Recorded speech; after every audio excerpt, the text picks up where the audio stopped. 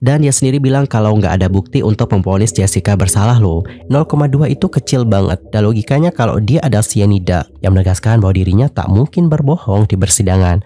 Mengingat sebelum jadi dokter disumpah terlebih dahulu. Halo semuanya, aku Yusel Kim dan selamat datang di channel YouTube aku. Nah, yang menonton bagaimanakah kabarnya hari ini? Apakah dalam kondisi yang baik-baik saja? Ya, aku harapkan seperti itu ya. Well, teman-teman, dalam video kali ini kita akan membahas tentang Dr. Jaja Surya Atmaja. Yang mana untuk nama sang dokter akhir-akhir ini ramai banget diperbincangkan nih oleh para netizen. Usai viralnya film Ice Cold. Lantas, bagaimanakah informasi selengkapnya? Yuk mari kita kepoin bareng-bareng. Film dokumenter terbaru berjudul Ice Cold, Murder, Coffee and Jessica Wongso sudah tayang loh di Netflix pada hari Kamis tanggal 28 September 2023 yang lalu. Dan setelah tayang, reaksi warganet pun justru mengejutkan karena banyak yang ikut kembali menganalisa kasus tersebut dan bahkan menyebutkan bahwa Jessica sebenarnya tidak bersalah. Diproduksi bersama dengan Beach House Pictures, salah satu rumah produksi independen terbesar di Asia, film ini menyoroti salah satu kasus hukum yang paling menarik perhatian di Indonesia, yaitu tentang kematian Mirna Salihin. Film dokumenter ini menghadirkan wawancara langsung dan eksklusif dengan Jessica Wongso serta beberapa narasumber lain, yakni ayah dan saudara kembar Mirna, kemudian pengacaranya Jessica Wongso, dan juga jurnalis yang mendalami kasus tersebut. Rangkaian persidangan kasus yang berlangsung sejak Januari hingga Oktober 2016 ini juga diliput secara intens oleh media massa nasional dan internasional. Kasus ini juga menjadi yang pertama disiarkan secara langsung di berbagai stasiun televisi Indonesia. Dan setelah menonton keseluruhan film dokumenter ini, warganet pun mengutarakan analisis mereka lewat keterangan orang-orang yang ada di film tersebut. Dan coba kita baca beberapa komentar dari netizen. Premis utama yang gak pernah terjawab adalah Mirna mati kenapa? Awalnya aku mikir Jessica 100% pembunuh Mirna, tapi setelah nonton Ice Cold jadi ketim bingung banget apa beneran meninggal karena cyanida. Kasus yang terpaksa selesai karena telanjur jadi konsumsi publik yang berat sebelah. Selama koas forensik, kasus ini selalu jadi bahasan kuliah toksikologi. Dosen selalu bilang sebenarnya harus diotopsi. Tanpa otopsi nggak ada bukti yang valid. Dari 3 bukti yaitu saksi, CCTV, dan otopsi, CCTV dan otopsi tidak valid karena nggak bisa menunjuk secara langsung kalau Jessica pelaku. Habis nonton Ice Cold Netflix dan jelang ending, bapaknya Mirna bilang, "Killing without evidence, they put to jail for 20 years. I win." Dan dia sendiri bilang kalau nggak ada bukti untuk memvonis Jessica bersalah loh. Emang kacau nih sistem peradilan pidana Indonesia. Oke teman-teman, jadi seperti itulah beberapa komentar-komentar dari netizen. Dan kalau kalian sendiri, bagaimana reaksi kalian setelah menonton bagaimana film yang satu ini? Nanti langsung aja ya, sampaikan di kolom komentar. Dan usai film dokumenter Ice Cold ini viral, beberapa sosok yang juga ikut terlibat memecahkan kasus ini menjadi pusat perhatian. Salah satunya adalah sosok Dr. Jaja Surya Atmaja. Seperti yang diketahui, Dr. Jaja menjadi salah satu ahli yang menangani jenazah Mirna di RSCM pada tahun 2016 yang lalu. Pada kesaksiannya, Jaja menyebutkan bahwa Mirna meninggal tanpa menunjukkan gejala diracun cyanida. Lebih lanjut, sang dokter memaparkan, waktu itu dibuka perutnya dong, diambil isi lambungnya, ambil jaringan hatinya, ambil darah, ambil urin. Yang pertama dikirim ke puslab 4, hasilnya cyanida negatif.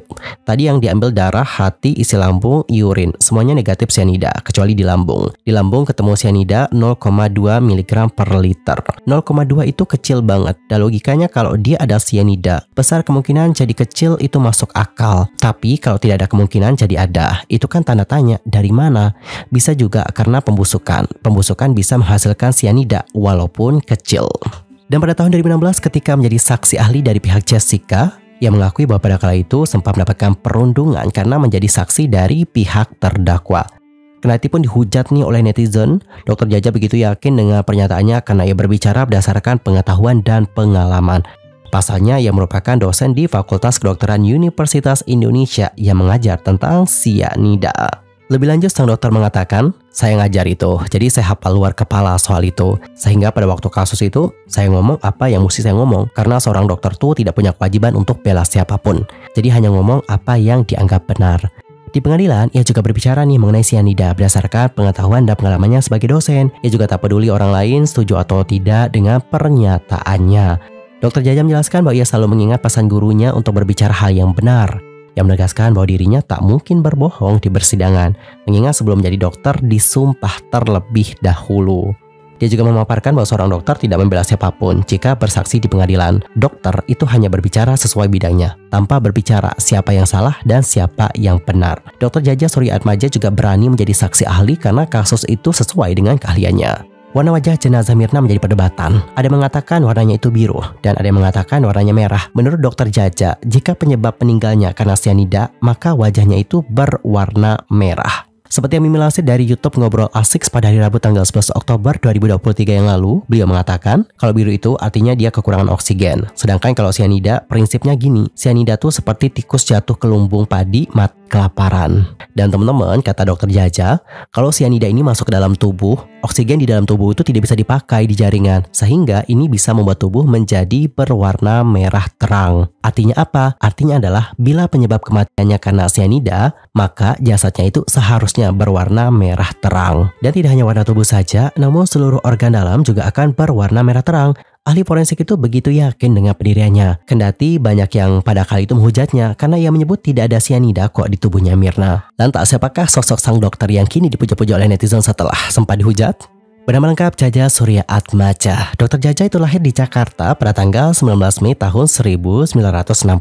Ia merupakan ahli forensik yang bekerja di Rumah Sakit Cipto Mangunkusumo atau RSCM dan terlibat dalam penanganan jenazah Mirna pada tahun 2016 silam.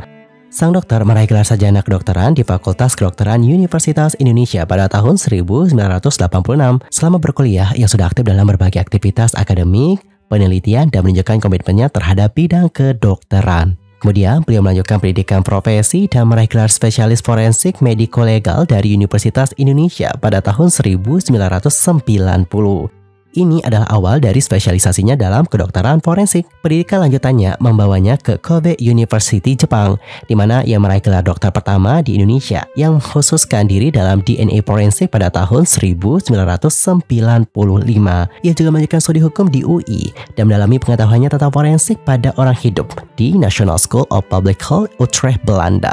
Dr. Jaja Surya Atmaja bukan hanya seorang dosen loh di Universitas Indonesia, tetapi juga seorang praktisi yang disegani di dunia forensik. Ia termasuk sebagai dokter forensik DNA pertama di Indonesia. Sebagai seorang dokter forensik, ia ahli dalam analisis DNA forensik, memberikan konsultasi, pemeriksaan, dan layanan saksi ahli dalam bidang tersebut. Selain mengajar di UI, ia juga aktif memberikan kuliah di Universitas Katolik Atmajaya, Jakarta, dan mengajar tentang kedokteran forensik dan hukum kesehatan. Karirnya di RSCM telah lama.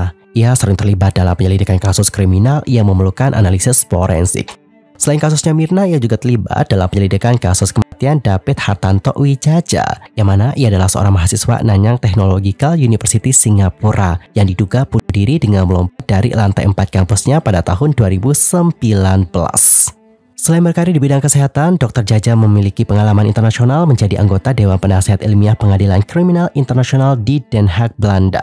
Keberhasilannya dalam bidang ini telah membuatnya diakui secara internasional sebagai seorang ahli forensik yang berpengalaman. Dr. Jaja Surya Atmaja adalah contoh nyata dari seorang profesional yang berdedikasi untuk memperbaiki sistem peradilan melalui pengetahuannya dalam kedokteran forensik dan hukum kesehatan. Kontribusinya dalam menangani kasus-kasus penting dan juga beragam peran di dunia akademik menunjukkan komitmen dan juga kompetensinya dalam bidangnya.